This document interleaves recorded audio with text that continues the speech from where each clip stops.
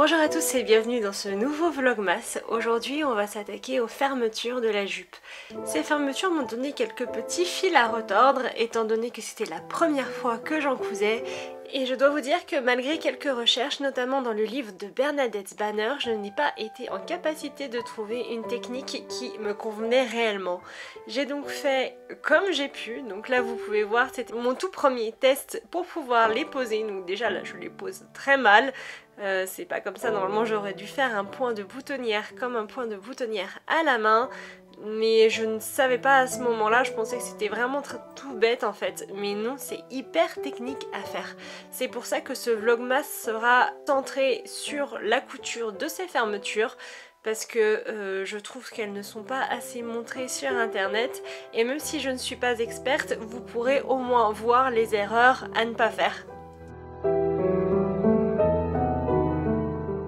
Comme vous pouvez le voir, voilà ma première erreur. Je n'ai pas fait le point de boutonnière. C'est un point qui est beaucoup plus pratique à faire, même s'il demande encore un peu d'entraînement. Et puis surtout, j'ai fait beaucoup trop de points par rapport à mon œillet. Après environ 4 tentatives infructueuses, je me suis dit que j'allais travailler également le soir parce qu'il fallait absolument que j'avance sur les fermetures, que je ne pouvais pas stagner plusieurs jours comme ça. J'ai donc décidé de travailler le soir et je me suis dit qu'il serait fun de travailler à la lueur des chandelles. Seul petit problème, je n'ai pas les yeux de mes ancêtres qui avaient une vision bien plus importante que la nôtre et qui surtout savaient mieux gérer l'utilisation de la lumière. C'est quelque chose auquel j'ai parlé lors d'un vlog, un weekly vlog il me semble, et j'ai eu un commentaire très pertinent qui m'a dit qu'en fait ma lumière n'était pas placée au bon endroit. Donc si un jour je souhaite réitérer cette petite expérience, il faudra que j'utilise cette petite astuce qui m'a été si gentiment donnée. Donc merci à toi si tu regardes mes vlogs de m'avoir donné cette astuce parce que pour le coup je la garde bien précieusement dans un coin de ma tête et je la réutiliserai dès que j'aurai envie ou besoin de refaire une couture à la bougie par exemple pour un vlog ou pour autre chose.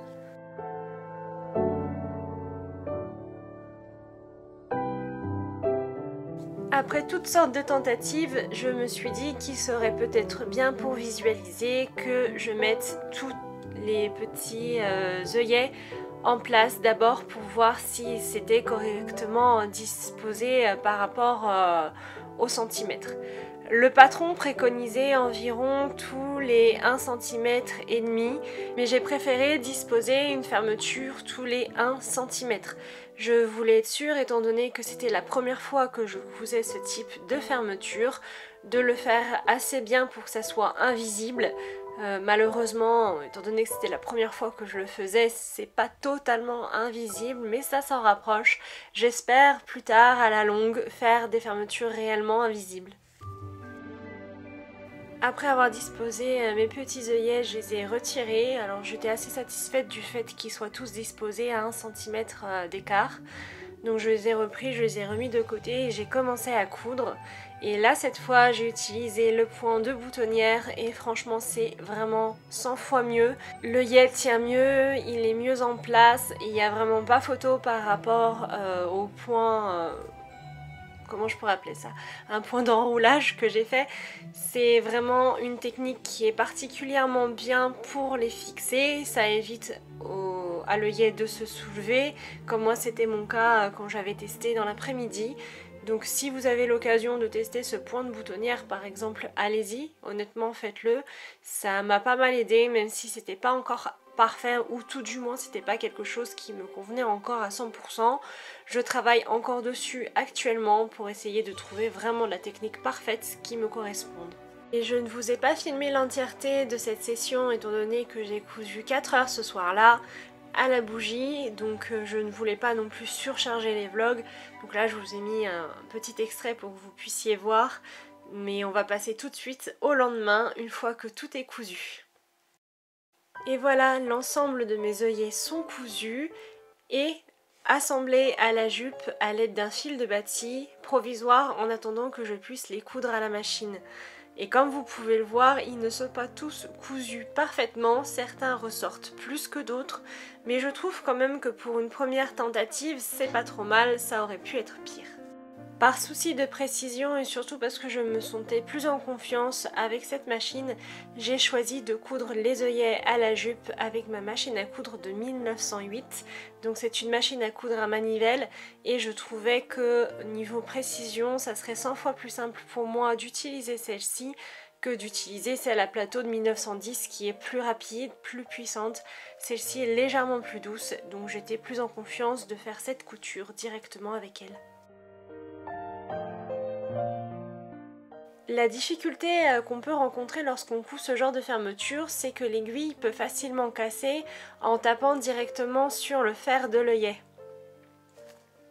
Et comme vous pouvez le voir, c'est ce qui va arriver tout de suite. Mon aiguille a cassé étant donné que j'ai tapé dessus, malgré avoir fait très attention et avoir été lentement, je n'ai pas pu empêcher l'aiguille de se casser. Normalement, j'aurais dû coudre cette pièce à la main, le seul problème c'était que ça m'aurait pris énormément de temps et j'avais besoin d'avancer pour continuer les autres projets de cette tenue. J'ai donc décidé de faire quelques ajustements. D'abord j'ai changé mon aiguille.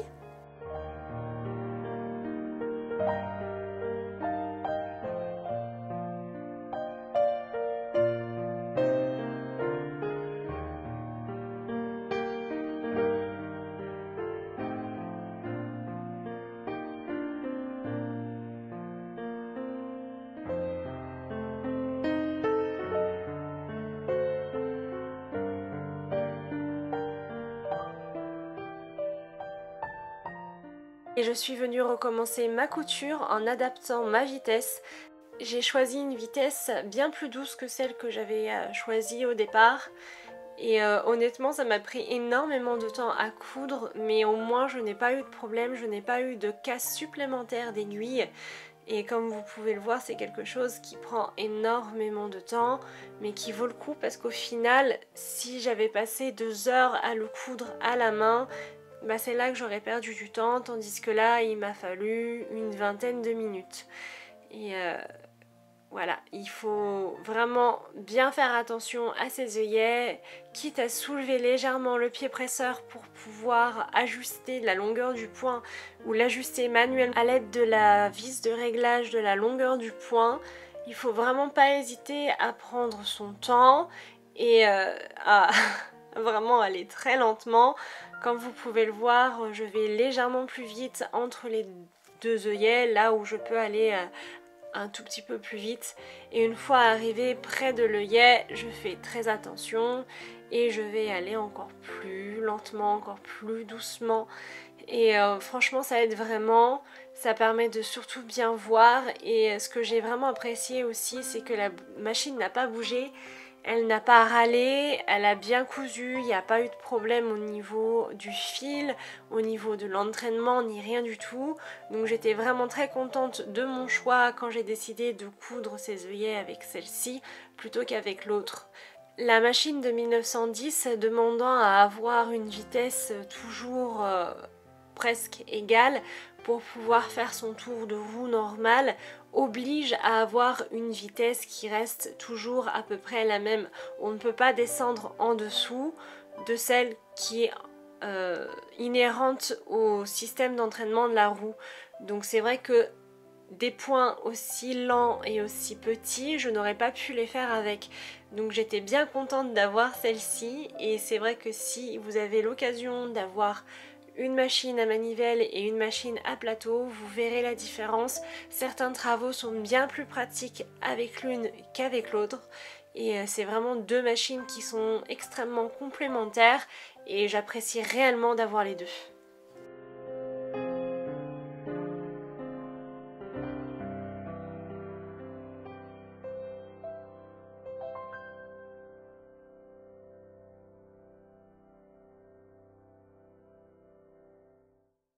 Je vous montre également d'un point de vue d'un autre plan, donc un peu plus de face pour que vous puissiez voir à peu près ce que ça donne au niveau de l'aiguille. Donc ça demande, comme vous pouvez le voir, de replacer très régulièrement la jupe. Étant donné qu'il y a quand même le poids du tissu et de la longueur, ça demande de faire aussi très attention à ne pas avoir de poids au niveau du fil et de l'aiguille pour éviter toute tension et tout risque de casse du fil malencontreuse, même sans avoir à taper sur le fer. Donc faites très attention si jamais vous faites ce genre de fermeture au poids de votre tissu pour être sûr que tout se passe bien et qu'il n'y ait pas de tension supplémentaire, parce que évidemment qui dit grande pièce dit aussi couture plus lourde. Alors bien évidemment ça dépend aussi de votre textile, mais c'est quelque chose qui est à prendre en compte, donc faites très attention à ça aussi pour éviter d'avoir des petites surprises au moment de la couture, et surtout sur ce genre de couture de précision qui demande de coudre à 1 mm du bord tout en jonglant avec les longueurs de pointe et éviter que l'aiguille ne se casse sur les fermetures.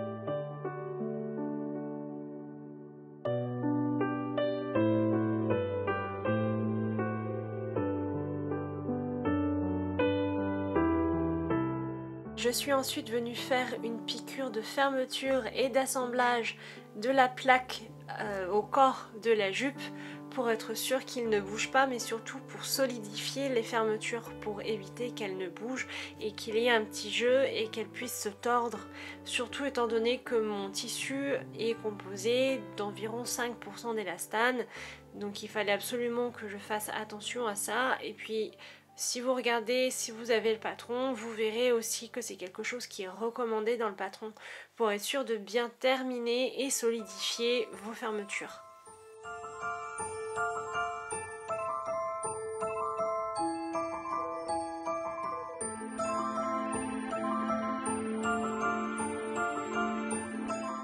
Comme vous pouvez le voir, avec cette surpiqûre, je me suis permis d'aller un petit peu plus vite.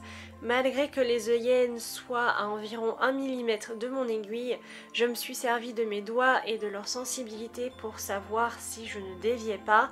Malgré que j'ai déjà noté au préalable un tracé pour être sûr de ne pas dévier, il y a des fois on ne peut pas trop se fier à nos tracés parce que il suffit que quelque chose bouge et on a 1 mm de décalage. Je me suis donc servi de mes doigts pour être sûr que l'aiguille ne vienne pas taper dans un des petits œillets et être sûr que mon aiguille ne casse pas, parce que là par exemple j'aurais dû recommencer l'entièreté de ma piqûre puisque c'est une piqûre qui se verra sur le vêtement et faire une reprise. Malheureusement, même si ce sont des machines très précises et qu'elles refont du point par point dans le point qui a déjà été précédemment cousu, je préfère pour plus d'esthétique tout recommencer. Donc j'étais assez contente de voir en fait que je m'étais pas trompée dans mon tracé et que mes doigts avaient une bonne sensibilité.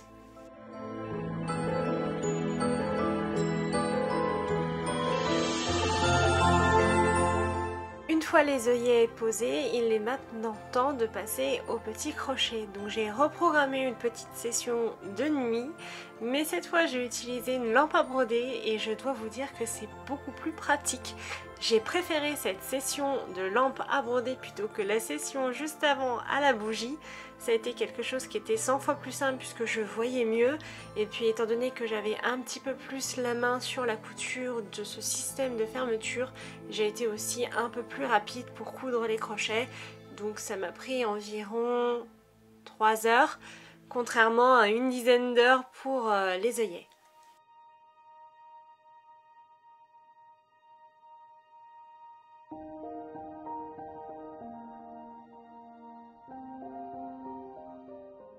Pour les crochets, j'ai choisi d'utiliser exactement la même technique que pour les œillets, c'est-à-dire que j'ai utilisé le point de boutonnière.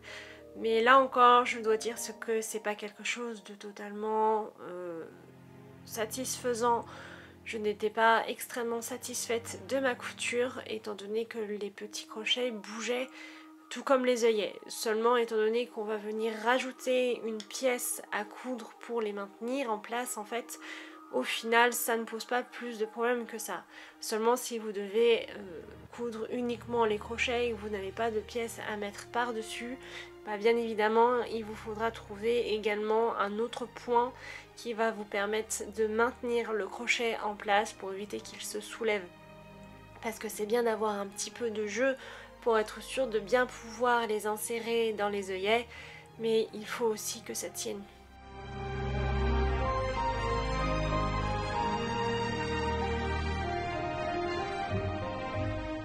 Et si vous ne voyez pas ce à quoi correspond le point de boutonnière, le voici. Vous passez votre aiguille dans le trou de l'œillet, comme cela, et ensuite vous venez passer votre aiguille dans le cercle que forme naturellement votre fil. Vous faites ça 3 à 4 fois, voire même plus en fonction du diamètre de votre crochet. Et puis là, normalement, tout ira bien.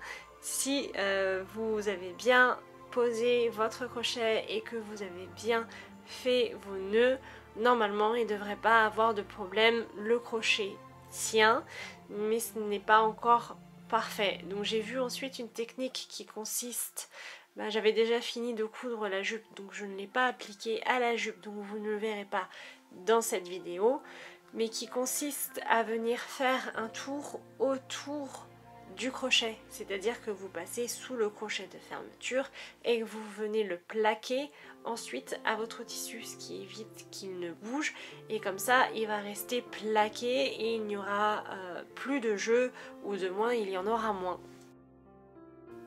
Faites aussi également attention à placer bien correctement vos crochets pour qu'ils s'insèrent naturellement dans les œillets, qu'il n'y ait pas de petit décalage d'1 ou 2 mm qui pourrait donner quelques petites vaguelettes après à la fermeture, une fois que tout est fermé, que tout soit bien plaqué et qu'il n'y ait pas de petits débordements ou quelques petites choses qui font que ça se voit et qui pourraient par conséquent gâcher légèrement l'esthétique de la fermeture et se voir.